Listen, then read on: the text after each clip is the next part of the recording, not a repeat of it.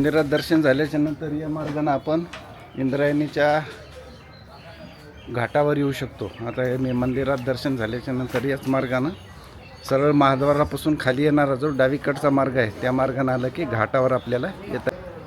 हे आलो अगदी घाटावर। तर इंद्रायणी नदीचा जो घाट बांधकाम केलेलं आहे अतिशय सुंदर बांधकाम आहे, ते पण मी आता तुम्हाला घाटावर गेल्याच्या नंतर दाखवतो। बघा घाट पूर्ण इंद्रायणी नदीचा घाट जो आहे तो किती छान असा बांधलेला आहे आणि ही इंद्रायणी रिवर मागं जे दिसतो तो गरुड खांब आहे, अतिशय उंच आहे आणि बांधकाम बघा किती सुंदर केलेलं आहे। तर तो गरुड खांब आणि ही पूर्ण इंद्रायणी नदी या ठिकाणी आलेले सगळे भक्त स्नानासाठी या ठिकाणी येतात। इंद्रायणी स्नान हे पवित्र समजलं जातं। इथं स्नान केल्याच्या नंतर मंदिरामध्ये दर्शनाला जातात। असा आहे संपूर्ण इंद्रायणी नदीचा घाट। या घाटावर वेगवेगळ्या समाधी या ठिकाणी बांधलेल्या आहेत, म्हणजे इथं जे काही संत महात्मे महाराज यांचं या ठिकाणी जर निधन झालं तर ती या घाटावर त्यांचे अंत्यसंस्कार वगैरे केल्याच्या नंतर इथं समाध्या, इथं त्यांच्या बऱ्याच समाध्या आहेत। असा आहे हा संपूर्ण इंद्रायणी नदीचा घाट। अतिशय सुंदर असं घाटाचं बांधकाम केलेलं आहे। या बाजूला गोऱ्या बांधलेल्या आहेत, हे बघा आहे घाटाचं बांधकाम।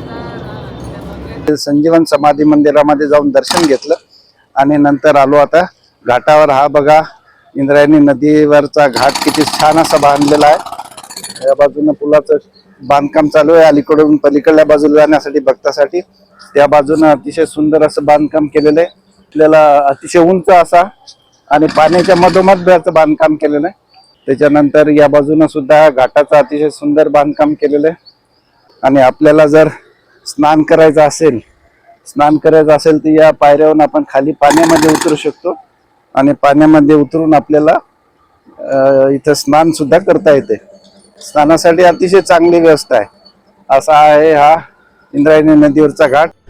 संत कृपा झाली इमारत फळा आली, ज्ञाने देवे रचला पाया, तुका झाला शे कळस।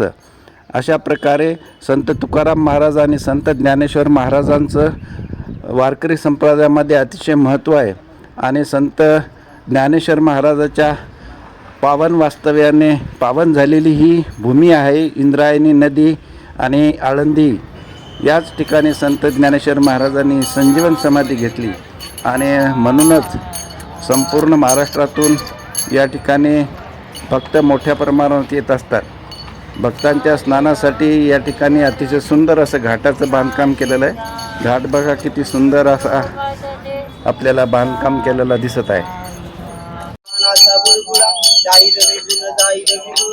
आळंदीच्या इंद्रायणीला, ज्ञानेश्वराला, अयोध्यामध्ये रामदेवाला, गोकुळामध्ये कृष्णाला दिला, जेजुरीच्या खंडेरायाला, आळता मातेला बाणाबाईला, आदनापूरच्या बाळूमामाला, ज्योतिबा देवाला, वासुदेवाला, कुळवंत नाथानं, कुळाच्या नावाला, सर्व पितरांच्या नावाला, धर्म पाऊल दान पाऊला।